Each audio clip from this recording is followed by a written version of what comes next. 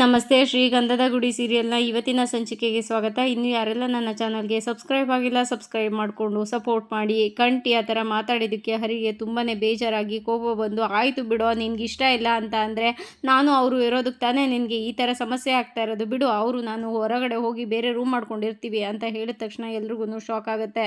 ಆಗ ಕಂಠಿ, ನೋಡೋಣ ಇವನು ಹೇಗೆ ಮಾತಾಡ್ತಾನೆ ಅಂತ ಹೇಳಿದಕ್ಕೆ, ನಾನು ಹೇಳಿದೆ ತಾನೇ ಕಂಠಿ ಸುಮ್ಮನೆ ಇರು ಅಂತ, ನೀನೇ ಕೇಳಲಿಲ್ಲ ಅಂತ ಹೇಳಿದ್ದಕ್ಕೆ, ಇಲ್ಲ ಅಣ್ಣ, ಇವ್ನಿಗೆ ಒಳ್ಳೇದು ಮಾತಾಡಿದ್ರು ತಪ್ಪು, ಒಳ್ಳೇದು ಮಾಡಿದ್ರು ತಪ್ಪು, ಏನು ಮಾಡಿದ್ರು ತಪ್ಪು, ಇವನಿಗೆ ನಮ್ಮ ಕಷ್ಟಗಳು ಅರ್ಥನೇ ಆಗೋದಿಲ್ಲ, ಬೇಜವಾಬ್ದಾರಿ ಇವನಿಗೆ ಅಂತ ಹೇಳಿದ್ದಕ್ಕೆ, ಅಲ್ಲ ಕಣೋ, ಹೇಳೋದಕ್ಕೂ ಕೇಳೋದಕ್ಕೂ ಒಂದು ರೀತಿ ನೀತಿ ಅಂತ ಇರುತ್ತೆ. ಇವಾಗ ನನ್ನ ಕೆಲಸ ಇಲ್ಲ ಅಂತ ಇಷ್ಟೆಲ್ಲ ಮಾತಾಡ್ತಾ ಇದೆಯಲ್ಲ, ಇಷ್ಟೆಲ್ಲ ಅವಮಾನ ಮಾಡಬಾರ್ದು ನನಗೆ ಅಂತ ಹೇಳ್ತಾ ಇರ್ತಾರೆ. ಅದಕ್ಕೆ ಏನೋ ಮಾಡಿದೆ ನಾನು, ಅಂಥದ್ದೇನೋ ಮಾಡಿದೆ ಅಂತ ಕಂಠಿ ಜಗಳಕ್ಕೆ ಹೋಗ್ತಾನೆ. ಆಗ ಹರಿನು ಜಗಳಕ್ಕೆ ಬರ್ತಾನೆ. ಇಬ್ರು ಹೊಡೆದಾಡೋದಕ್ಕೆ ಶುರು ಮಾಡ್ತಾರೆ. ಆಗ ಮುತ್ತು, ಬಿಡ್ರೋ ಚಂದನ ಅವ್ರು ನೋಡಿದ್ರೆ ಏನು ಅನ್ಕೊಳ್ಳಲ್ವಂದ್ರೋ, ಬಿಡ್ರೋ ಅಂತ ಹೇಳ್ತಾನೆ ಇರ್ತಾನೆ. ಆದರೆ ಅವರಿಬ್ಬರು ಜಗಳ ಆಡ್ತಾ ಇರ್ತಾರೆ. ಹಿಂದೆ ಚಂದನ ನಿಂತ್ಕೊಂಡು ನೋಡ್ತಾ ಇರ್ತಾಳೆ. ಅದನ್ನು ಮಹಿ ನೋಡ್ಬಿಟ್ಟು, ಅಣ್ಣ ಅತ್ತಿಗೆ ಅಂತ ಮುತ್ತು ಅಣ್ಣನಿಗೆ ಹೇಳ್ತಿದ್ದಾಗ, ಮುತ್ತು ಆ ಕಡೆ ತಿರುಗಿ ನೋಡಿ, ನೋಡೋ ಹರಿ ಅಲ್ಲಿ ಚಂದನ ಅವ್ರನ್ನ ಅಂತ ಹೇಳ್ತಿದ್ದಾಗ, ಹರಿ ಆ ಕಡೆ ತಿರುಗಿ ನೋಡ್ತಾನೆ. ಚಂದನ ನಿಂತ್ಕೊಂಡು ನೋಡ್ತಾ ಇರ್ತಾಳೆ. ಅದನ್ನ ನೋಡಿ ಇಬ್ರು ಸುಮ್ಮನೆ ಆಗ್ತಾರೆ. ಆಗ ಮುತ್ತು ಕಂಟಿಗೆ ಹೋಗು ಅಂದೆ ಅಂತ ಹೇಳಿದಾಗ, ಕಂಠಿ ತುಂಬ ಕೋಪದಿಂದ ಅಲ್ಲಿದ್ದ ಬಕೆಟನ್ನು ಓದ್ಕೊಂಡು ಮುಂದೆ ಹೋಗ್ತಾನೆ. ಅಷ್ಟರೊಳಗಡೆ ಚಂದನ ಅಲ್ಲಿಗೆ ಬಂದು ನಿಂತ್ಕೊಂಡು, ಏನಾಯಿತು ಅಂತ ಹೇಳಿದ್ದಕ್ಕೆ, ಏನಿಲ್ಲಮ್ಮ, ಒಂದು ಚಿಕ್ಕ ಗಲಾಟೆ ಅಷ್ಟೇನೆ, ಇವ್ರದ್ದೆಲ್ಲ ಇದ್ದಿದ್ದೆ, ನೀನು ತಲೆ ಕೆಡಿಸ್ಕೋಬೇಡಮ್ಮ ಅಂತ ಹೇಳಿಬಿಟ್ಟು, ಮಹಿ ಬಾರೋ ಅಂತ ಹೇಳಿದ್ದಕ್ಕೆ, ಮಹಿ ಆಯಿತು ಅಣ್ಣ ಅಂತ ಹಿಂದೆನೇ ಹೋಗ್ತಾನೆ.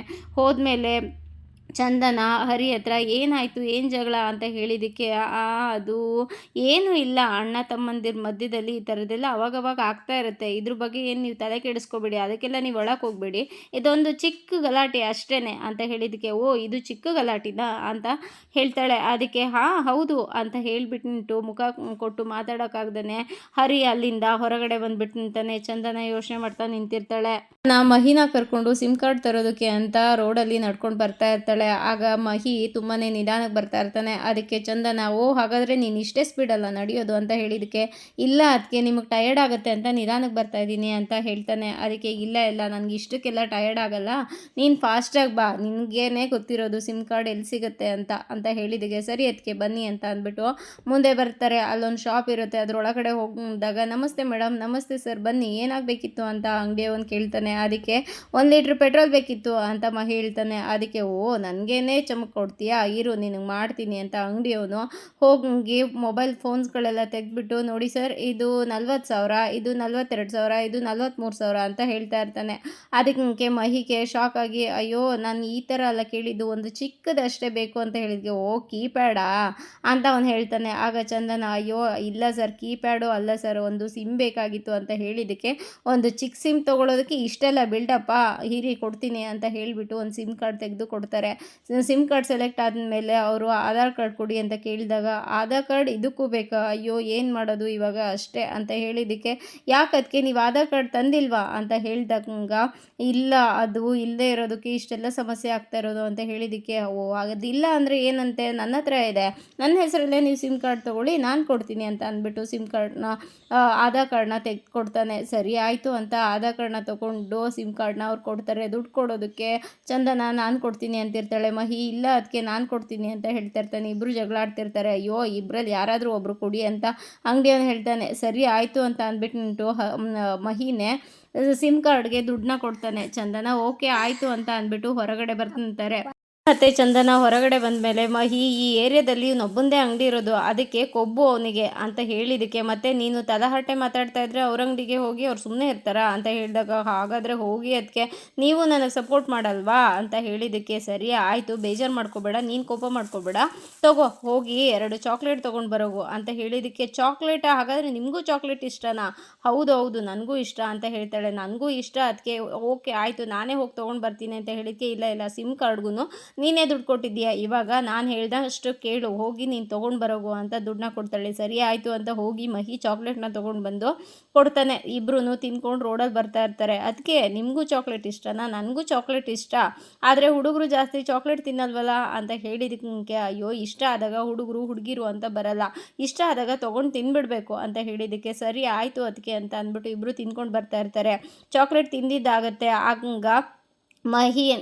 ಚಂದನ ಇನ್ನೇನಾದರೂ ಬೇಕಾ ನಿನಗೆ, ಐಸ್ ಕ್ರೀಮ್ ಅಂತ ಕೇಳಿದ್ದಕ್ಕೆ, ಮಿಲ್ಕ್ ಶೇಕ್ ಅಂತ ಕೇಳಿದ್ದಕ್ಕೆ, ಇಲ್ಲ ಅದಕ್ಕೆ ಇನ್ನೇನು ಬೇಡಿ ಅದಕ್ಕೆ ಸಾಕು ಅಂತ ಹೇಳಿಬಿಟ್ಟು ಚಾಕ್ಲೇಟ್ ಪೇಪರ್ನ ಆ ಕಡೆ ಬಿಸಾಡ್ತಾನೆ. ಆಗ ಚಂದನ ನೋಡಿ ಬೇಜಾರಾಗಿ, ನಿನಗೆ ಈ ಥರ ಎಲ್ಲ ಬಿಸಾಡಬಾರ್ದು ಅಂತ ಯಾರು ಹೇಳ್ಕೊಟ್ಟಿಲ್ವಾ, ರೋಡಲ್ಲಿ ಪ್ಲಾಸ್ಟಿಕ್ ಪೇಪರ್ಸ್ ಎಲ್ಲ ಇಲ್ಲೇ ಬಿಸಾಡ್ತೀಯಲ್ಲ ಅಂತ ಹೇಳಿ ಸೀರು ನಾನು ತೆಗಿತೀನಿ ಅಂತ ಹೋಗ್ತಾ ಇರ್ತಾಳೆ. ಅದಕ್ಕೆ ಇಲ್ಲ ಅದಕ್ಕೆ ನಾನೇ ತೆಗಿತೀನಿ, ಸಾರಿ ಅದಕ್ಕೆ ಅಂತ ಹೇಳಿಬಿಟ್ಟು ಆ ಪೇಪರ್ನ ತೊಗೊಂಡು ಅದಕ್ಕೆ ಮುಂದೆ ಎಲ್ಲಾದರೂ ಡಸ್ಟ್ಬಿನ್ ಸಿಕ್ಕಿದ್ರೆ ಹಾಕ್ತೀನಿ ಓಕೆನಾ ಬನ್ನಿ ಅಂತ ಇಬ್ಬರು ಮುಂದೆ ಬರ್ತಾರೆ.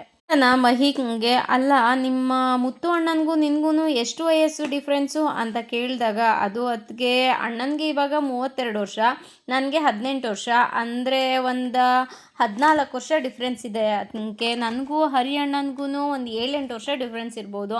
ಇನ್ನು ಕಂಟಿ ಅಣ್ಣನಿಗೂ ನನಗೂ ಒಂದು 2-3 ವರ್ಷ ಡಿಫ್ರೆನ್ಸ್ ಇರ್ಬೋದು ಅಂತ ಹೇಳಿದ್ದಕ್ಕೆ, ಯಾಕದಕ್ಕೆ ಅಂತ ಕೇಳಿದಾಗ, ಅಲ್ಲ ನೀವು ಅಣ್ಣ ತಮ್ಮಂದಿರೆಲ್ಲ ಒಂಥರ ಫ್ರೆಂಡ್ಲಿ ಆಗಿರ್ತೀರಲ್ಲ ಅದಕ್ಕೆ ಕೇಳಿದೆ ಅಂತ ಹೇಳಿದಾಗ, ಅದಕ್ಕೆ ಏಜ್ ಅನ್ನೋದು ನಮಗೆ ಜಸ್ಟ್ ನಂಬರ್ ಅಷ್ಟೇ, ನಾವು ಯಾವಾಗಲೂ ಹೀಗೇನೆ ಖುಷಿಯಾಗಿ ಇರ್ತೀವಿ ಅದಕ್ಕೆ ಅಂತ ಹೇಳಿದಾಗ, ಹೌದು ನಾನು ಅದಕ್ಕೇನೆ ಕೇಳಿದ್ದು ಅಂತ ಹೇಳಿದ್ದಕ್ಕೆ, ಅದಕ್ಕೆ ನನಗೊಂದು ಚಿಕ್ಕ ಆಸೆ ಇದೆ, ನಮ್ಮ ಮನೆಯಲ್ಲಿ ಎಲ್ರಿಗೂ ಮದುವೆ ಆಗಬೇಕು, ಅದಕ್ಕೆಯವರೆಲ್ಲ ಮನೆ ತುಂಬ ಬರಬೇಕು, ನಮ್ಮ ಶ್ರೀಗಂಧದ ಗುಡಿ ಯಾವಾಗಲೂ ಲಕ್ಷ್ಮಿ ಕಳೆಯಿಂದ ತುಂಬಿರಬೇಕು ಅಂತ ಆಸೆ ಇದೆ. ಹಾಗೆಯೇ ಒಂದು ಚಿಕ್ಕ ಭಯ ಕೂಡ ಅದಕ್ಕೆ, ಯಾಕೆ ಅಂತ ಅಂದರೆ ಎಲ್ಲರೂ ಹೇಳೋರು ಅದಕ್ಕೆಯವರೆಲ್ಲ ಮನೆಗೆ ಬಂದರೆ ಅಣ್ಣ ತಮ್ಮಂದಿರು ದೂರ ಆಗ್ತಾರೆ, ಮನೆ ಹೊಡಿತಾರೆ ಅಂತ ಎಲ್ಲ ತುಂಬಾ ಭಯ ಆಗ್ತಿತ್ತು. ಎಲ್ಲಿ ನಮ್ಮ ಅಣ್ಣಂದಿರನ್ನ ಬಿಟ್ಟು ನಾನು ಇರಬೇಕಾಗುತ್ತೋ, ಏನಾಗುತ್ತಂತೋ, ನಾನು ಅಣ್ಣಂದಿರನ್ನ ಹೇಗೆ ಬಿಟ್ಟಿರೋದು ಅಂತ ಭಯ ಆಗ್ತಿತ್ತು. ಆದರೆ ನೀವು ಬಂದಮೇಲೆ ನನಗೆ ಆ ಭಯ ಎಲ್ಲ ಹೊರಟೋಯ್ತು. ಯಾಕೆಂದರೆ ನೀವು ಆ ಥರ ಇಲ್ಲ, ನಿಮ್ಮನ್ನು ನೋಡಿ ನನಗೆ ತುಂಬಾ ಖುಷಿ ಆಯಿತು.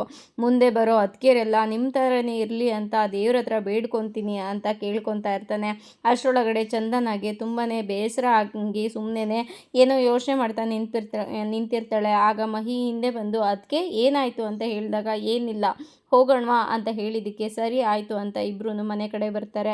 ಅವ್ರಿಗೆ ತುಂಬಾ ಹಸುವಾಗಿರುತ್ತೆ. ಅಡುಗೆ ಮನೆಗೆ ಬಂದು ಊಟನ ಹಾಕ್ಕೊಂಡು ತಿಂದು ಹೊರಡ್ತಾರೆ. ಆವಾಗ ಚಂದನ ಮತ್ತು ಮಹಿ ಅಲ್ಲಿಗೆ ಬರ್ತಾರೆ. ಅದನ್ನು ನೋಡಿ ಏನಾಯಿತು ಅಂತ ಅಂದ್ಬಿಟ್ಟು ಅಡುಗೆ ಮನೆಗೆ ಬಂದು ನೋಡಿದಾಗ ಅಲ್ಲಿ ತುಂಬಾ ಗಲೀಜು ಮಾಡಿರ್ತಾರೆ. ಅದನ್ನೆಲ್ಲ ನೋಡಿ ತುಂಬಾ ಬೇಸರ ಮಾಡ್ಕೊಂಡು, ಏನಿದು ಈ ವಯ್ಯ ಈ ಥರ ಮಾಡೋಗಿದ್ದಾನಲ್ಲ, ಅಣ್ಣ ಕೆಲಸದಿಂದ ಬಂದು ಇದನ್ನೆಲ್ಲ ಕ್ಲೀನ್ ಮಾಡಬೇಕು, ಅಲ್ಲಿ ಸುಸ್ತಾಗಿ ಬರೋದಲ್ದೇ ಇಲ್ಲಿ ಬೇರೆ ಕೆಲಸ ಮಾಡಬೇಕು, ತಿಂದು ಹೋಗಬೇಕು, ಆದರೆ ನೀಟಾಗಿ ತಿಂದು ಹೋಗಬೇಕು ತಾನೇ, ಬೇಕು ಮನೇಲಿ ಇಟ್ಕೋಬೇಕಲ್ಲ ಅಂತ ಇಟ್ಕೊಂಡಿದ್ದೀವಿ ಅಂತ ಬೈತಾ ಇರ್ತಾನೆ. ಅದಕ್ಕೆ ಚಂದನ, ಮಹಿ ದೊಡ್ಡವ್ರಿಗೆ ಆ ಥರ ಎಲ್ಲ ಬೈಬಾರ್ದು ಅಂತ ಹೇಳಿಬಿಟ್ಟು ಅವಳು ದುಪ್ಪಟ್ಟನ್ನು ಕಟ್ಕೊತಾ ಇರ್ತಾಳೆ. ಅದಕ್ಕೆ ಏನು ಮಾಡ್ತಾ ಇದ್ದೀರಾ ಅದಕ್ಕೆ ಅಂತ ಹೇಳಿದ್ದಕ್ಕೆ, ಇದೆಲ್ಲ ಸ್ವಲ್ಪ ಕ್ಲೀನ್ ಮಾಡ್ತೀನಿ ಅಂತ ಹೇಳಿದಾಗ, ಬೇಡಿ ಅದಕ್ಕೆ ನಾನು ಕ್ಲೀನ್ ಮಾಡ್ತೀನಿ, ಬೇಡಿ ಅದಕ್ಕೆ ನೀವು ಈ ಕಡೆ ಬನ್ನಿ ನಾನು ಕ್ಲೀನ್ ಮಾಡ್ತೀನಿ ಅಂತ ಮಹಿ ಕ್ಲೀನ್ ಮಾಡ್ತಾನೆ. ಅಷ್ಟರೊಳಗಡೆ ಫೋನ್ಗೆ ಮೆಸೇಜ್ ಬರುತ್ತೆ. ಅದಕ್ಕೆ ಸಿಮ್ ಆ್ಯಕ್ಟಿವೇಟ್ ಆಗಿರಬೇಕು, ಫೋನ್ಗೆ ಮೆಸೇಜ್ ಬಂತು ಅಂತ ಹೇಳಿದಾಗ ಫೋನ್ನ ನೋಡ್ಕೊಂಡು ಖುಷಿಯಾಗಿ ಹೊರಗಡೆ ಬಂದು ಅವರ ಅಪ್ಪನ ನಂಬರ್ಗೆ ಫೋನ್ ಮಾಡ್ತಾಳೆ. ಮಹಾಬಲ ಅವರು ಸುಮ್ಮನೆ ಕೂತಿರ್ತಾರೆ. ಫೋನ್ ರಿಂಗ್ ಆಗಿದ್ದು ನೋಡಿ ಯಾರೋ ಅನ್ಯೂನ್ ನಂಬರು ಅಂತ ಫೋನ್ನ ರಿಸೀವ್ ಮಾಡಿ ಹಲೋ ಅಂತ ಹೇಳಿದಾಗ ಚಂದನಗೆ ಮಾತೇ ಹೊರಡೋದಿಲ್ಲ. ಒಂದು ನಿಮಿಷ ಬಿಟ್ಬಿಟ್ಟು ಹಲೋ ಅಪ್ಪ, ನಾನಪ್ಪ ಚಂದನ ಅಂತ ಹೇಳಿದಾಗ ಈ ಕಡೆ ಮಹಾಬಲ ಅವ್ರಿಗೆ ತುಂಬಾ ಶಾಕ್ ಆಗಿ ಎದ್ದು ನಿಂತ್ಕೊಂಡು ಹಲೋ ಮಗಳೇ ಅಂತ ಹೇಳಕ್ಕೆ ಹೋಗ್ತಾರೆ. ಆದರೆ ಚಂದನ ಮಾಡಿರೋದೆಲ್ಲ ಸಡನ್ನಾಗಿ ನೆನಪಾಗಿ ಯಾರು ನೀನು ಅಂತ ಹೇಳ್ತಾರೆ. ಚಂದನಗೆ ತುಂಬ ದುಃಖ ಆಗುತ್ತೆ. ಅಪ್ಪ ನಾನಪ್ಪ, ಮಾತಾಡಪ್ಪ, ಅದಕ್ಕಿಂತ ಮುಂಚೆ ನೀ ಹೇಗಿದ್ದೀಯಪ್ಪ, ಅಮ್ಮ ಹೇಗಿದ್ದಾಳಪ್ಪ ಹೇಳಪ್ಪ ಅಂತ ಹೇಳಿದಾಗ, ನನ್ನ ಮಗಳು ಸತ್ತು ಹೋದ್ಲು, ನನಗೆ ಇರೋನು ಒಬ್ಬನೇ ಮಗ ದಾಸ್ ಅಂತ ಹೇಳಿದ್ದಕ್ಕೆ, ಅಪ್ಪ ಹಾಗೆಲ್ಲ ಮಾತಾಡಬೇಡಪ್ಪ, ಅಪ್ಪ ದಯವಿಟ್ಟು ನನ್ನ ಮಾತು ಕೇಳಿಸ್ಕೊಳ್ಳಪ್ಪ, ನಾನು ನಿನ್ನ ಜೊತೆ ಮಾತಾಡಬೇಕು, ಫೋನ್ ಕಟ್ ಮಾಡಬೇಡಪ್ಪ ಅಂತ ಚಂದನ ಬೇಡ್ಕೊತಾ ಇರ್ತಾಳೆ. ಅದಕ್ಕೆ ಯಾರು ನೀನು ಡ್ರೈವರ್ ಜೊತೆ ಓಡೋಗ್ಬೇಕಾರೆ ಇದೆಲ್ಲ ನಿನಗೆ ನೆನಪಾಗ್ಲಿಲ್ವಾ ಅಂತ ಹೇಳಿದಾಗ, ಅದು ಅಪ್ಪ ನೀವೆಲ್ಲ ಅಂದ್ಕೊಂಡಿರೋಗೆ ನಾನು ಮದುವೆ ಆಗಿಲ್ಲಪ್ಪ ಅಂತ ಹೇಳ್ತಾಳೆ. ಅದಕ್ಕೆ ಮತ್ತೆ ನೀನು ನಾಟಕ ಮಾಡಿಕೊಂಡು ನನಗೆ ಫೋನ್ ಮಾಡಬೇಡ, ನೀನು ವಾಯ್ಸ್ ಕೇಳಿಸ್ಕೊಳ್ಳೋದಕ್ಕೆ ನನಗೆ ಇಷ್ಟ ಇಲ್ಲ, ನಿನ್ನ ಧ್ವನಿ ಕೇಳಿದ್ರೆ ನನಗೆ ಹೊಟ್ಟೆನಲ್ಲಿ ಬೆಂಕಿ ಬಿದ್ದಂಗೆ ಆಗುತ್ತೆ ಅಂತ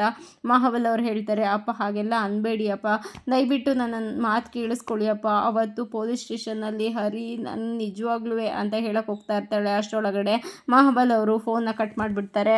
ಕಟ್ಟಾದ್ಮೇಲೆ ಮಹಾಬಲ್ ಅವರು ತುಂಬಾ ಅಳ್ತಾ ಕೂತಿರ್ತಾರೆ. ಚಂದನಾಗೂ ತುಂಬಾ ದುಃಖ ಆಗಿ ಅಳ್ತಾ ಇರ್ತಾಳೆ. ಅಷ್ಟರೊಳಗಡೆ ಮಹಾಬಲ್ ಅವ್ರ ಮುಂದೆ ಅವರ ಸೊಸೆ ದಿವ್ಯಾ ಬಂದು ನಿಂತು ಮಾವ ಬನ್ನಿ ಊಟಕ್ಕೆ ಅಂತ ಕರೆದಾಗ ಮಹಾಬಲ್ ಅವರು ರಿಯಾಕ್ಟ್ ಮಾಡಲ್ಲ. ಅಷ್ಟರೊಳಗಡೆ ಅವ್ರ ಹೆಂಡತಿ ಹೆಂಡತಿನೂ ಬಂದು ಬರ್ರಿ ಊಟಕ್ಕೆ ಅಂತ ಕರೀತಾರೆ. ಆದರೆ ಮಹಾಬಲಿ ಅವರು ರಿಯಾಕ್ಟೇ ಮಾಡೋದಿಲ್ಲ. ಆಗ ರೀ ಅಂತ ಹೇಳಿದಾಗ ಅವ್ರ ಕಣ್ಣೀರನ್ನು ಒರೆಸ್ಕೊಂಡು ಅದು ಏನಂತ ಕರೆದೆ ಅಂತ ಹೇಳಿದಕ್ಕೆ ರೀ ಊಟಕ್ಕೆ ಬನ್ನಿ ಅಂತ ಅಂದೆ ಅಂತ ಹೇಳಿದಾಗ ದಾಸ್ ಅಷ್ಟರೊಳಗಡೆ ಅಲ್ಲಿಗೆ ಬರ್ತಾರೆ. ಅಲ್ಲ, ಸತ್ತೋಗಿರೋರು ಮತ್ತೆ ವಾಪಸ್ ಬರಲ್ಲ ಅಂತ ಗೊತ್ತಿಲ್ವಾ ನಿಮಗೆ? ಸತ್ತೋಗಿರೋರ ಬಗ್ಗೆ ಯಾಕೆ ಯೋಚನೆ ಮಾಡ್ತಾ ಇನ್ನೂ ಹಾಗೆ ಕೂತಿದ್ದೀರಾ ಅಪ್ಪ? ಎಲ್ಲ ಮರೆತು ನಾಳೆಯಿಂದ ಆಫೀಸ್ ಕಡೆ ಬನ್ನಿ ನೀವು ಅಂತ ಹೇಳಿದಾಗ ಏನ್ರಿ ಇದು ನೀವು ಈ ಥರ ಮಾತಾಡ್ತಾ ಇದ್ದೀರಾ ಅಂತ ಹೇಳಿ ಅವರ ಅಮ್ಮ ಅಳೋದಕ್ಕೆ ಶುರು ಮಾಡ್ತಾರೆ. ಅದಕ್ಕೆ ಅಯ್ಯೋ ನನ್ನ ಮಗಳು ಅಲ್ಲಿ ಹೇಗಿದ್ದಾಳೋ, ಏನು ದುಃಖ ಪಡ್ತಾ ಇದ್ದಾಳೋ, ಏನಾಗಿದೆಯೋ, ಯಾಕೆ ಒಂದೇ ನಿಮಿಷದಲ್ಲಿ ನಮ್ಮೆಲ್ಲರಿಗೂ ಬೆಂಕಿ ಹತ್ಸಿ ಹೋಗ್ಬಿಟ್ಲಲ್ಲ, ಈ ಮನೆ ಹೇಗಿತ್ತು ಹೇಗೆ ಮಾಡಿ ಹೋಗ್ಬಿಟ್ಲು ಅಂತ ಹೇಳಿದ್ದಕ್ಕೆ ಯಾಕಮ್ಮ ನೀವು ಅಳ್ತಾ ಇದ್ದೀರಾ ಅಂತ ದಾಸು ಗದರುತ್ತಾನೆ. ಆಗ ದಿವ್ಯಾ, ಅತ್ತೆ ಸಮಾಧಾನ ಮಾಡ್ಕೊಳ್ಳಿ ಅತ್ತೆ, ನಾನು ಹೀಗೆ ಹೇಳ್ತೀನಿ ಅಂತ ಬೇಜಾರು ಮಾಡ್ಕೋಬೇಡಿ. ನನಗೆ ಗೊತ್ತಿರೋ ಪ್ರಕಾರ ಡ್ರೈವರ್ಗೋಸ್ಕರ ಅವ್ರನ್ನ ಮದುವೆ ಆಗಬೇಕು ಅಂತ ದಿವ್ಯಾ ಅವಳು ಹೋಗಿಲ್ಲ. ಯಾಕೆ ಅಂತ ಅಂದರೆ ಅವಳ ಬಗ್ಗೆ ನನಗೆ ಗೊತ್ತಿದೆ. ನೀವು ಆರ್ಯನ್ ಜೊತೆ ಮದುವೆಗೆ ಫೋರ್ಸ್ ಮಾಡಿಲ್ಲ ಅಂದಿದ್ರೆ ಇವತ್ತು ಅವಳು ಇಲ್ಲೇ ಇರ್ತಾ ಇದ್ಲು. ಅವಳು ಎಷ್ಟೊಂದು ಸಲ ನಮ್ಮ ಜೊತೆ ಹೇಳ್ಕೊಳ್ಳೋದಕ್ಕೆ ಟ್ರೈ ಮಾಡಿದ್ಲು ಅಂತ ಹೇಳಿದಾಗ ದಾಸು ತೆಗೆದು ಕಪಾಳಕ್ಕೆ ಹೊಡಿತೀನಿ ನೋಡು, ಇವಾಗ ನೀನು ಅವಳಿಗೆ ಸಪೋರ್ಟ್ ಮಾಡ್ತಾ ಇದೆಯಾ ಅಥವಾ ಅವಳು ಹೋಗೋದಕ್ಕೆ ನಿನ್ನ ಕೈವಾಡನೂ ಏನಾದರೂ ಇದೆಯಾ?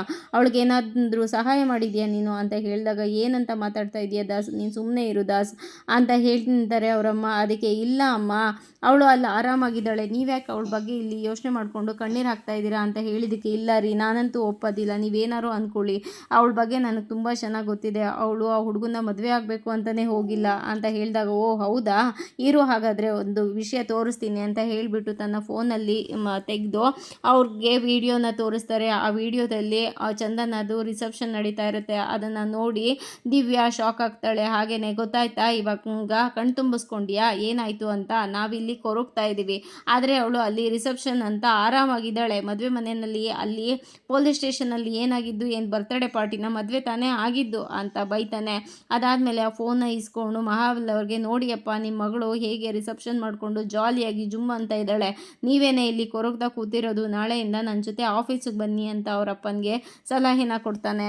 ಕೆಲಸ ಮಾಡ್ತಾ ಇರ್ತಾನೆ. ಅಲ್ಲಿಗೆ ಹರಿ ಬಂದು ಮುತ್ತಣ್ಣ ಅಂತ ಕರೀತಾನೆ. ಅವಾಗ ಹಾಂ ಅಂತ ತಲೆ ಎತ್ತಿ ನೋಡಿದಾಗ ಹರಿ ಆಗಿರ್ತಾನೆ. ಅದಕ್ಕೆ ನೀನು ಯಾಕೋ ಬಂದೆ ಇಲ್ಲಿಗೆ ಅಂತ ಹೇಳಿದ್ದಕ್ಕೆ ಅದು ಅಣ್ಣ ಅಂತ ಹೇಳಿದಾಗ ನೀನು ಇಲ್ಲಿಗೆ ಬಂದಿದೆಯಾ ಅಂದರೆ ಏನಾದರೂ ಒಂದು ಅಪಾಯ ಇದೆ ಅಂತಾನೆ ಅಂತ ಹೇಳಿದ್ದಕ್ಕೆ ಯಾಕಣ್ಣ ಹಾಗಂತೀಯ, ನಾನೇನಣ್ಣ ಮಾಡಿದೆ ಅಂತ ಹೇಳಿದ್ದಕ್ಕೆ ಏನೂ ಮಾಡಿಲ್ಲಪ್ಪ ನೀನು, ಸರಿ ಏನು ಬಂದಿದ್ದು ಹೇಳು ಅಂತ ಹೇಳಿದ್ದಕ್ಕೆ ಅದು ಅಲ್ಲೇ ದಾರಿನಲ್ಲಿ ನಡ್ಕೊಂಡು ಹೋಗ್ತಾ ಇದ್ನ ರೋಡಲ್ಲಿ ಅದು ತಲೆ ಸುತ್ತಬಿಡ್ತಾ ಬಿಸಿಲಲ್ಲಿ, ಅದಕ್ಕೆ ಅಂತ ಹೇಳಿದ್ದಕ್ಕೆ ಅಯ್ಯೋ ತಲೆ ಸುತ್ತ, ಅಯ್ಯೋ ಮನೆಗೆ ಹೋಗಿ ರೆಸ್ಟ್ ಮಾಡಬೇಕು ತಾನೇ, ಇಲ್ಲಿ ಯಾಕೋ ಬಂದೆ ನೀನು ಅಂತ ಹೇಳಿದಾಗ ಅದು ಅಣ್ಣ ನೀನು ಬಿಸಿಲಲ್ಲಿ ಕೆಲಸ ಮಾಡ್ತಾ ಇದೀಯಾ ಅಂತ ನೆನಪಾಯಿತು, ಅದಕ್ಕೆ ಜ್ಯೂಸ್ ಕೊಟ್ಟೋಗೋಣ ಅಂತ ಜ್ಯೂಸ್ ತೊಗೊಂಡು ಬಂದೆ ಅಣ್ಣ, ತಗೋ ಅಣ್ಣ ಅಂತ ಹೇಳಿದ್ದಕ್ಕೆ ನೋಡು ಜ್ಯೂಸ್ ಎಲ್ಲ ತಂದಿದೀಯ ನೀನು ಅಂದರೆ ಏನೋ ಮಸ್ಕ ಹೊಡಿತಾ ಇದೆ ಅಂತ ನನಗೆ ಅರ್ಥ ಆಗ್ತಾ ಇದೆ, ಏನು ವಿಷಯ ಹೇಳು ಅಂತ ಹೇಳಿದಾಗ ಏನೂ ಇಲ್ಲ ಅಣ್ಣ ಅಂತ ಹೇಳ್ತಾನೆ. ಅದಕ್ಕೆ ದುಡ್ಡೇನಾದ್ರು ಬೇಕಿತ್ತೇನೋ ಅಂದಿದ್ದಕ್ಕೆ ದುಡ್ಡು ಬೇಡಣ್ಣ ಅಂತಾನೆ.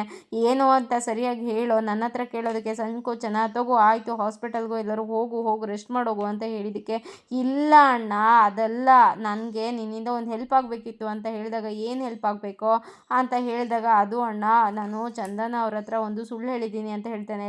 ಒಂದು ಸುಳ್ಳ ಹೇಳಿದೀಯಾ ನೀನು, ಇಟ್ಟಿಗೆ ಮೇಲೆ ಇಟ್ಟಿಗೆ ಇಟ್ಟು ಒಂದು ದೊಡ್ಡ ಬಿಲ್ಡಿಂಗೇ ಕಟ್ಬಿಟ್ಟಿದ್ಯಾ, ಸುಳ್ಳಿನ ಅರಮನೆನೇ ಕಟ್ಟಿದೀಯ ನೀನು ಅಂತ ಹೇಳಿದಾಗ ಅದು ಅಣ್ಣ ಇದು ಹೊಸ ಸುಳ್ಳಣ್ಣ ಅಂತ ಹೇಳಿದಕ್ಕೆ ಹೊಸ ಸುಳ್ಳ ಅಣ್ಣ ಅಂತ ಹೇಳಿದ್ದಕ್ಕೆ ಏನು ಸುಳ್ಳು ಹೇಳ್ದೋ ಮತ್ತೆ ಅಂತ ಹೇಳಿದ್ದಕ್ಕೆ ಅದು ನಿನ್ನ ಬಗ್ಗೆ ಸುಳ್ಳು ಹೇಳಿಬಿಟ್ಟಿದ್ದೀನಿ ಅಣ್ಣ ಅಂತ ಹೇಳಿದಾಗ ಮುತ್ತು ಜ್ಯೂಸ್ ಕುಡಿತಾ ಇರೋದನ್ನು ಬಾಯಿಂದ ಚೆಲ್ಬಿಡ್ತಾರೆ.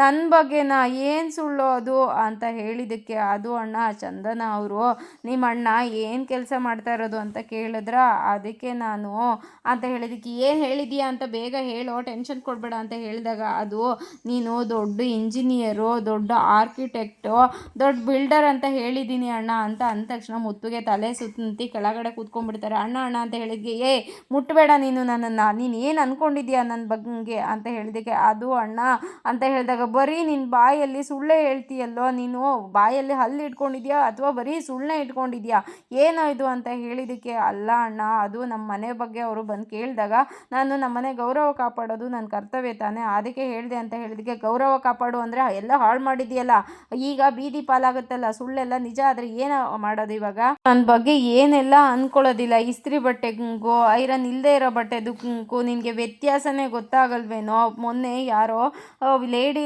ಆರ್ಕಿಟೆಕ್ಟ್ ಬಂದಿದ್ರು. ಅವ್ರು ನನ್ನ ಹತ್ರ ಕೇಳಿದಾಗ ಇಂಗ್ಲೀಷಲ್ಲಿ ಟಸ್ಸು ಪುಸ್ಸು ಅಂತ ಅಂದಾಗ ನನಗೆ ಒಂದಕ್ಕೂ ಆನ್ಸರ್ ಗೊತ್ತಾಗಲಿಲ್ಲ. ನನಗೆ ಅದ್ರ ಸ್ಪೆಲ್ಲಿಂಗ್ ಕೂಡ ಗೊತ್ತಿಲ್ವಲ್ಲೋ, ಏನೇನೋ ಹೇಳಿದೆಯಲ್ಲೋ, ಅದನ್ನು ಹೇಗೋ ನಿಭಾಯಿಸೋದು?